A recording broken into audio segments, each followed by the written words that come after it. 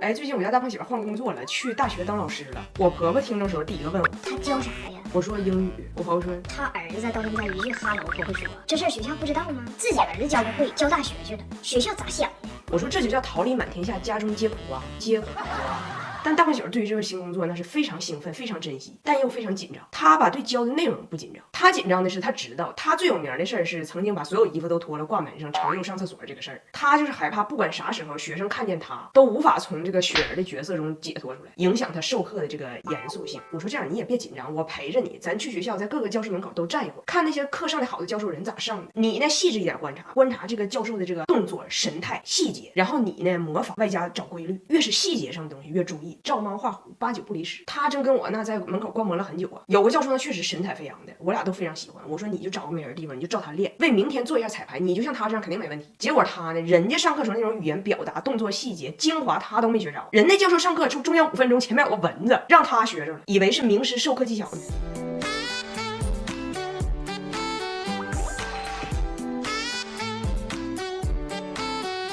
哎呦我的妈！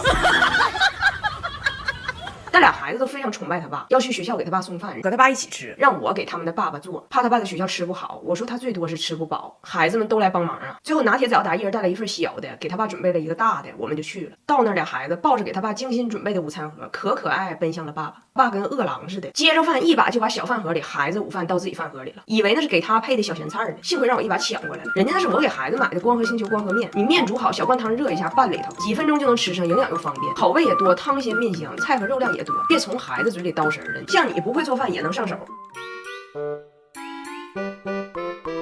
咋样，张大铁？大学好不好？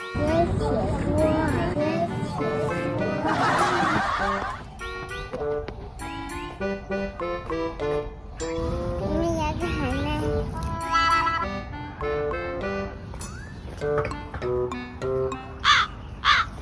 怎么个事儿？别走了呢，别走了呢。呀，这不是早达拿铁吗？干啥呢？我约着呢。你俩来这儿干啥呢？我要来找爸爸。你爸在大学干啥呀？爸是老板，老板。哎，你说有个事儿，你们说意不意外？就这次我大胖媳妇和孩子回来，我婆婆居然给我的父母备了一份厚礼。了解我的朋友都知道我婆婆的性格，就人儿不错，但是特别抠。就曾经我的婆婆啊，就因为喜欢参加婚礼，喜欢搂席，但是不喜欢送礼，觉得太贵。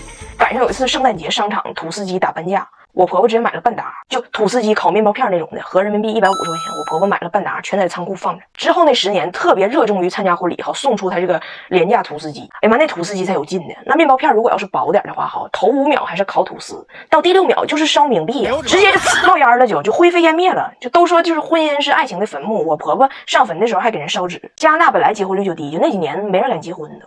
但这次他们回来，我婆婆说我准备了一个礼物，就托你家这个大胖信哥给你父母带回去。跟我视频说，我听说了，你们中国是这个礼仪之邦，讲究这个礼尚往来。这次我儿子去呢，我也带点东西，就是聊表心意吧。但是呢，不想给你父母造成什么压力。我一听，哎呦我的妈呀，这得是多大礼呀！给我父母造成压力，他该不会是给我妈运回来一辆车吧？然后我婆婆就掏出了她的礼物，一个加拿大印第安土著吉祥物，这么大点儿，脑袋大脖子粗，一看还made in义乌，$12还因为有瑕疵打了7折，合人民币不到50块钱。我婆婆还给我解释呢，就在印第安文化中，这个东西可以驱逐噩梦。怎么样，你的妈妈会做噩梦吗？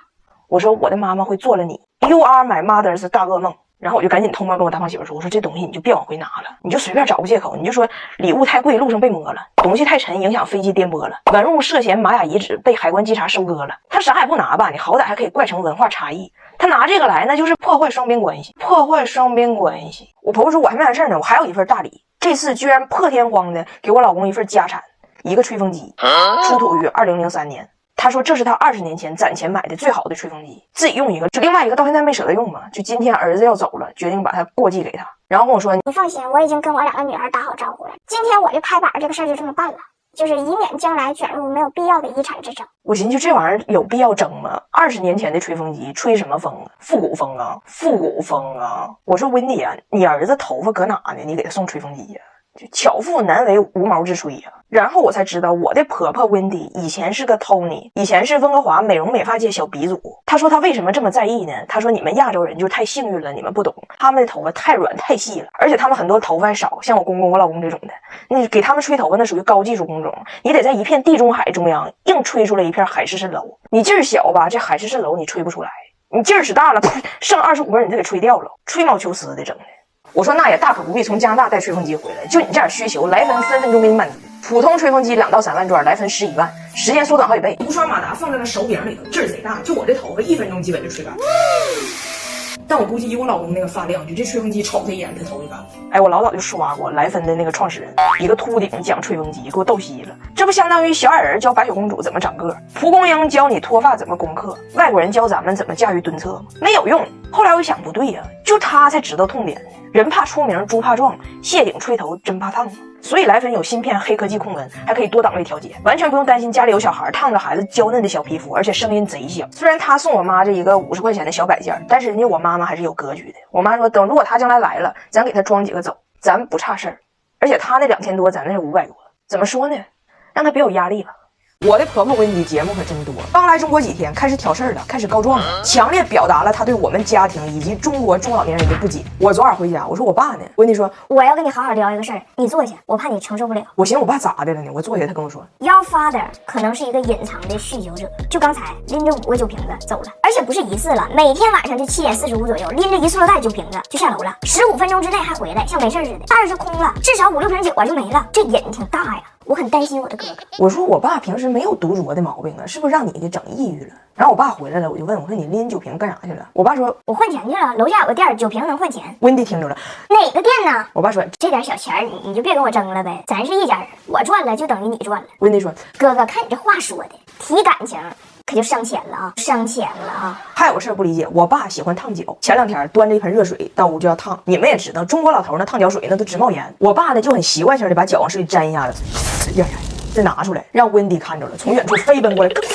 我救你，然后啪把手里一杯冰水倒我爸洗脚盆里了。我爸说你干啥呀？温迪说要不是我你就烫脚了。我爸说对呀，要不是你我就烫脚了，歇歇吧你。温迪说不用谢，不用谢。之后每天我爸还是这样，温迪就问大胖媳妇，你的中国岳父是不是信了什么邪教？搞巫蛊？你说天天按时按点整个盆，往里撒小红粒儿，整的那样烟雾缭绕的，跟歌剧魅影似的。烫的鼻子不是鼻子，嘴不是嘴，但坚决不让我往里兑凉水。喝汤也是，哎，那个汤吧好不容易凉了，他拿厨房就热，热的吧自己喝不进去嘴，端着就是。然后再给吹凉，整的汤都懵了。我本来都凉了，你又给我热了，热完再给我吹凉，挺白热化的这个场面。挑战完我爸，温迪又口出狂言，挑战中国老大爷，跟我爸说，我们那里都是很注意这个强身健体的，但是我看北京好像很少看见那种就是练得很好的人。我爸说有的是。温迪说怎么可能？我路过过健身房，练得一般。我爸说你路错地方。于是我爸给他带到了一个公园。我爸说温迪，这些苗子都是哥哥。温迪一看，这哪是哥哥，这是哥哥屋啊，哥哥屋啊。我说温迪，我们也在乎身体，就是练的方式跟你们不一样。拿铁将来也是要进哥哥屋的，基础都打好了，喝了大半年都能运会，体质杠杠的。说到这儿还有个丢人的事儿，我上次去合肥出差，拿铁把奶粉干空罐了。我以为我在合肥跟我在沈阳似的，我以为自己挺火呢。这都能运会，大品牌，富含天然 OPO， 我知道，我儿子一身腱子肉，我拿它给拿铁冲半年了。奶粉就是冲奶粉的，不可以冲咖啡。距离温迪第一次邂逅公园老苗子已经很久了，但每在任何地方看见苗子，温迪依然觉得唏嘘。晚上给他加拿大俩女儿打电话还说呢，我知道咱们为什么不是体育强国，咱们的撸铁重点是去哪儿撸，他们的撸铁重点是哪儿有铁，哪里有铁哪里就有哥哥，没有科技全是狠活。咱们肌肉疼喷喷雾，他们肌肉疼创大树。咱们的运动员练完了得等爸爸来接回家去喂饭，他们的运动员练完了刷着老年卡接孙子去学珠心算。这是一种什么现象呢？拿铁，大家在北京。